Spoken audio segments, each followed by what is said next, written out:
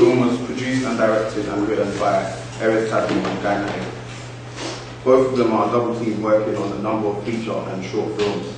For example, they worked on a film called Moosh in 2001, which was a short film. They've obviously done Strangers, which was done in 2004. And they've also done All Is Well by Me, which was released in 2005, and that's a feature film.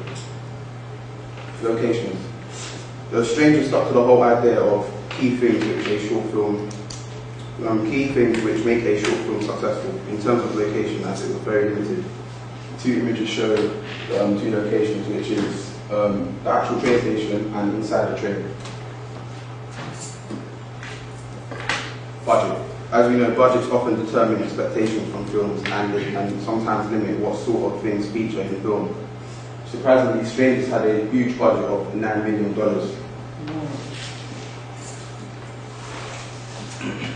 Looking at the mise en scène of the film, it was set in a train, in a carriage, in America, so it's a subway. It's in one carriage, but they do run through several. It's all in one location. It's very dark and bland and very low-key lighting. It's in a confined space in your face and very claustrophobic. Looking at the images, you can see it's very dark and unknowing, so it's quite scary. The tunnel can have different meanings. It can mean new beginning and adventure of the two people. At that image, you can see it's a confined space and it's all natural lighting, which again is very low-key. And again, it's in a train in the subway. Camera work.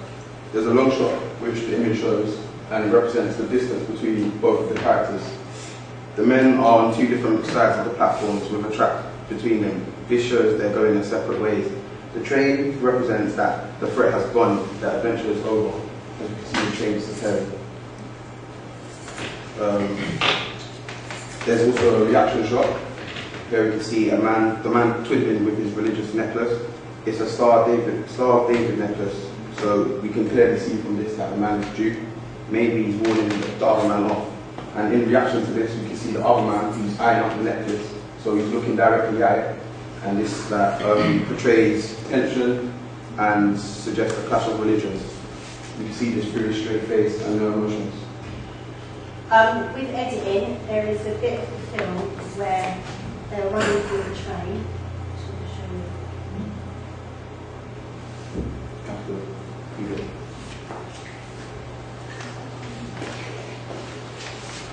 Slideshow, it worked.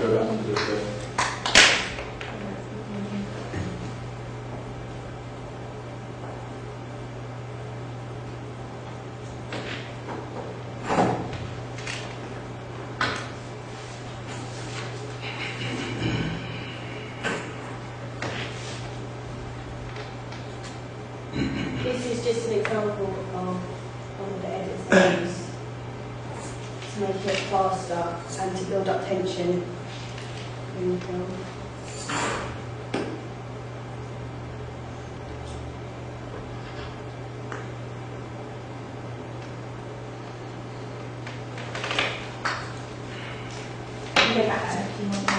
It's not working.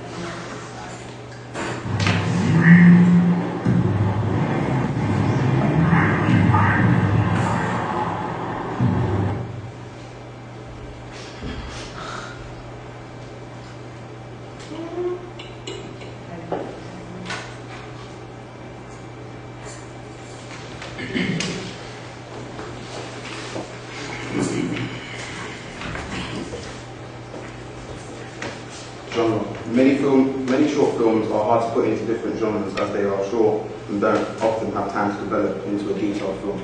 Strangers could be classed as an action / drama / thriller / silent, which is basically known as a hybrid. The narrative of the film. Looking at Todorov's theory, we can see there's a stage where the equilibrium is when the man is getting on the train. He sits down just as you might do every day.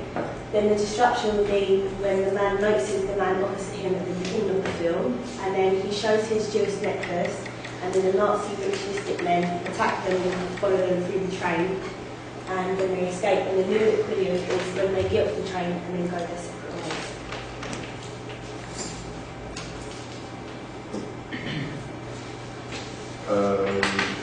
From the image, you can see that he's a middle-aged man. He's wearing casual clothing, loose fit.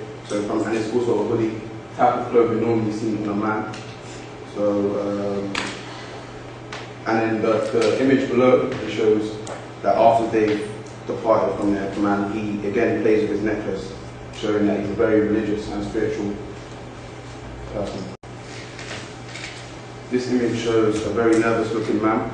He's sitting right in the corner, which shows loneliness or fear. He's reading a foreign newspaper, which is not American, which automatically tells the audience and the people around him that maybe he's from a different country and he likes to stick to his roots.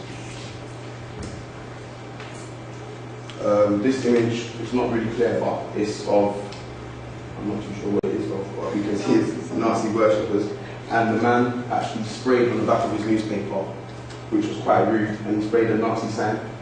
And then the image below shows one of the Nazi members which is looking very helpless, and the bars may represent the fact that they are trapped. They're surrounded by the enemy. They're showing the bars may represent that it's they're trapped, they can't escape from what they're doing.